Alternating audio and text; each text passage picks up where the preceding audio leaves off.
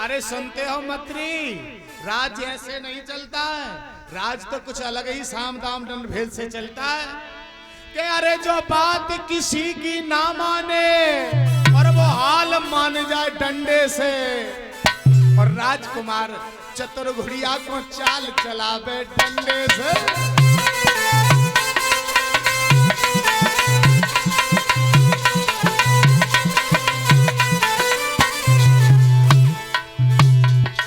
जो बात किसी की ना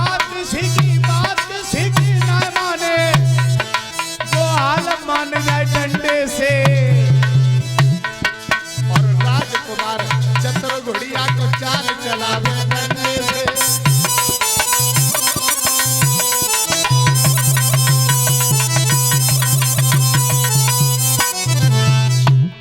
अरे 2 अंगुल की लकड़ी पकड़ा, अरे 2 अंगुल की लकड़ी पकड़ा तान जमावे डंडे से।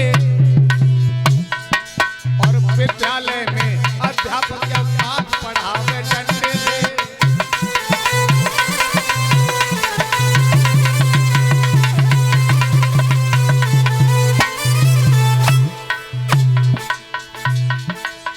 राजकुमार चतुर घुड़िया को चाल चलावे डंडे से। जा फिर जाको होश में लावे कंस राज अब डंडे से।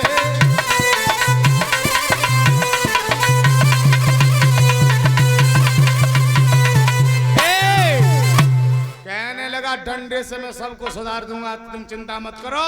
और इसने ऐसा अत्याचार किया। इसी बीच में इसकी एक मोह बोली चचेरी बहन थी देवकी, उसे वसुदेव के साथ विवाह किया, बड़ा दहेज दिया, बहुत दास दासियां 56 मूंगा मारे के रथ भर के दिए।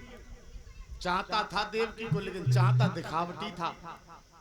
कुछ लोग ऐसे होते हैं कि भतीजन दिखावटी चाहते हैं, कंस की तरह। वैसे तो बहुत चाहता तो देवकी को, लेकिन चाहता था तो फिर क्यों जेल में डाला। भाई हम जिसे चाहेंगे उसके लिए दुख क्यों देंगे उसे। चाहता था लेकिन दिखावटी। ये ले जा रहा है और रास्ते में आकाशवाणी होने लगी शाही से पहुंचाने के। हे कंसराज, जिस अपनी बहन देवकी को शाही से ससुराल पहुंचाने जा रहा है उसका 8वां गर्भ तेरा काल होगा। ये बात सुन के ये घबरा गया, कहने लगा मेरा काल। एकदम तलवार निकाली और इसने सारथी को मार दिया और एकदम देवकी को मारने को टूटा। कंस इतना मौत को भयभीत हो गया। बताओ, जिसे चाह तो काय को मारे भी टूट पड़ो। अरे संतान ही तो काल होती। अब वो का कह रहे हो कंस, हम फांसी ना छोड़ेंगे जो बसरिया बच जाए, देवकी को ही ना रोकेंगे जो लली लला हो जाए।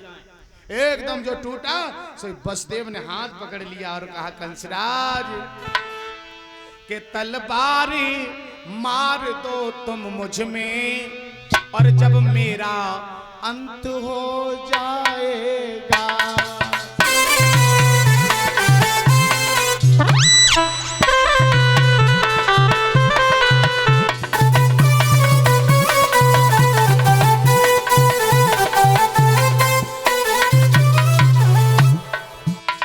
वसुदेव ने हाथ पकड़ लिया कंस का और कहा कंस से सुनो, तलवार मार दो तुम मुझ में, जब मेरा अंत हो जाएगा।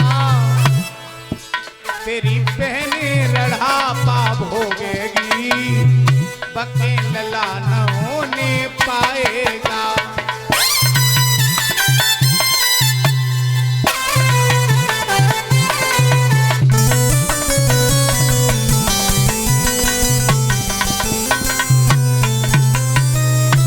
कहने लगा बहन को नहीं, एक पति के होते उसकी पत्नी को नहीं मार सकते हैं, तो मुझे मार दो, मैं मर जाऊंगा तो तुम्हारी बहन विधवा हो जाएगी, लली लला होंगे ही ना। कंस बोला तुम्हें ना मारेंगे, तुम्हें मारेंगे तो हम पे अंगुली उठ जाएंगी। तो वसुदेव ने कहा तुम्हें संतानों से ही भय है, देवकी की जो भी संतान होगी हम तुम्हें दे देंगे। उसने कहा तो तुम्हें हमारी जेल में रहना होगा। मंजूर हो गए, सब बराती लौटा दिए। आज देवकी वसुदेव को जेल में बंद कर दिया। धीरे धीरे समय बीता, एक पुत्र हुआ, कंस ने छोड़ दिया। देवर्षि नारद ने भ्रम में फंसा के एक पुष्प दिखा के भ्रमित कर दिया कंस को का पहला ही आठवां ही पहला। देवर्षि नारद सोचते हैं कंस पाप ज्यादा करेगा तो भगवान जल्दी आएंगे, तो पहला बच्चा मार दिया, दूसरा मार दिया, इसी तरह से 6 बच्चे मार दिए।